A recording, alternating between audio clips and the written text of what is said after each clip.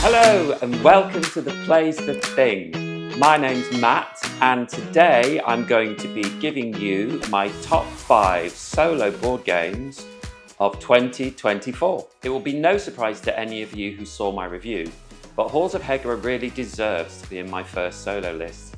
It's tough, tactical, well balanced against its undeniably serious theme and gives such a perfect challenge.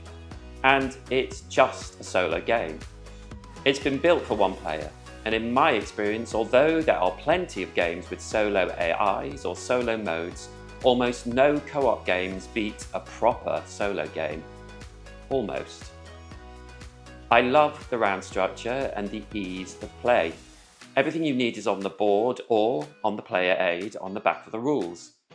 As I said in my review, if you want a solo challenge comparable to Robinson Crusoe, I would recommend this any day. I have Marvel Champions, but for me, deck building was never a joy with this or with Arkham Horror.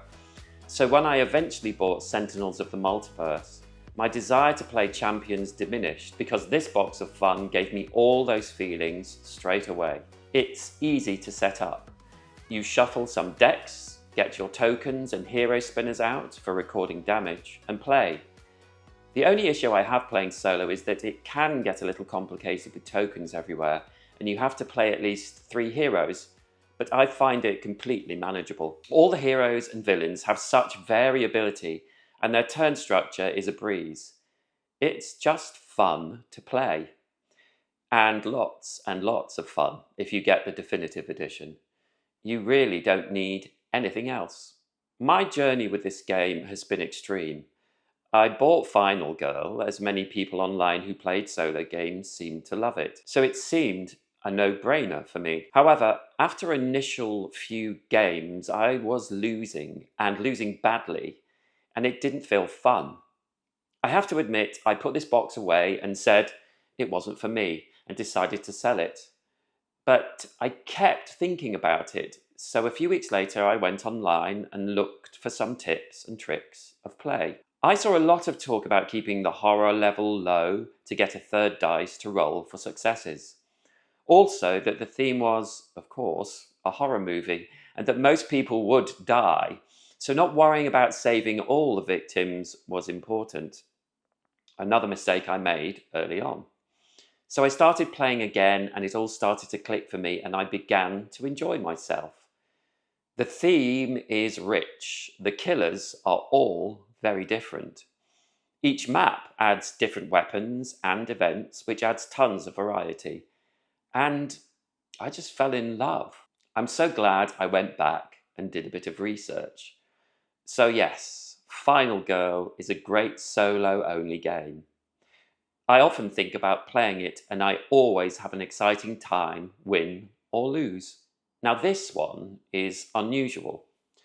I saw a video of this being played by Mike on the One Stop Co-op shop and he was really raving about it. Tales from the Red Dragon Inn had him hooked.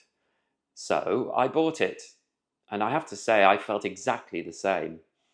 I love how every turn you get a hit in on a schemer, one of the baddies, because every die has at least one hit on every side. Unlike games like Gloomhaven, where you can have attempts to attack that fail, that is not the case here. You can also change your heroes each dungeon, as everyone upgrades at the same time, no matter if you played them previously. So swapping in and out and trying new combinations of all your characters gives an extra level of enjoyment. The way the cards for each character take timers on them when you use them and slowly refresh each round is also smashing. And how ranged attacks just hit, even if you are by the victim. It's all simple and very clear. And it is a joy to play. It's cartoony and fun, and the story is decent and quite amusing. There is a chunk to read in between each scenario, but it's never been too much for my taste. It's 100% the best dungeon crawler I've played. It's just bags and bags of fun.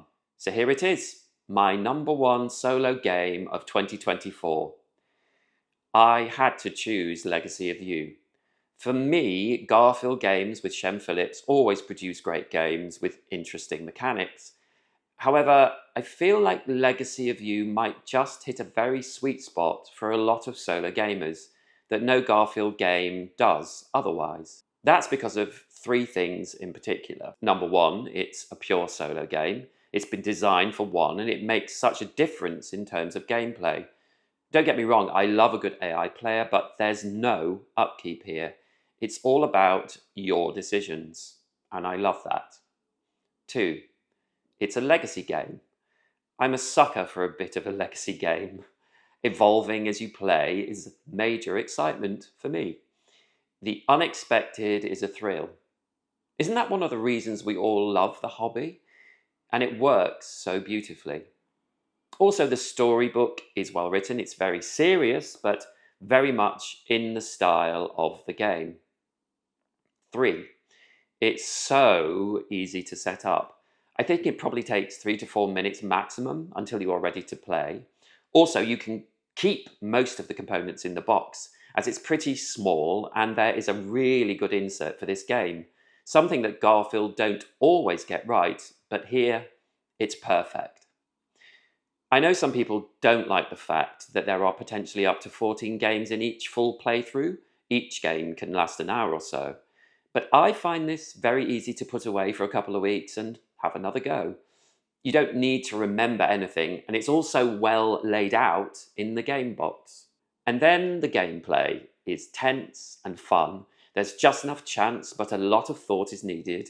And if you do lose a game, there's a system in place that helps you out for the next game. You will get a card that makes it just a tad easier. I've played 2 full campaigns of this and I'm on my 3rd, so just in terms of gameplay, this is definitely my most played game of the last year. So it deserves to be my #1 solo game. Please like this video, comment and tell me what your favourite solo games are, and please subscribe for more content. Okay, I will see you next time. Bye!